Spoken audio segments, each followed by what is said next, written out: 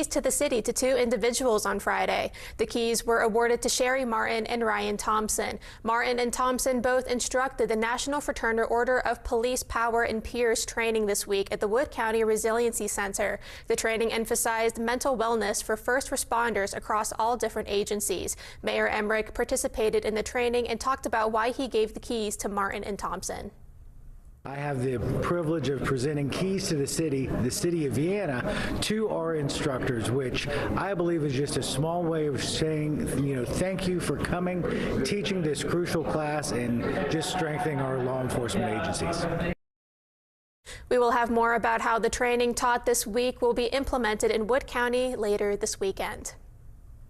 A car dealership in Parkersburg donated brand new coats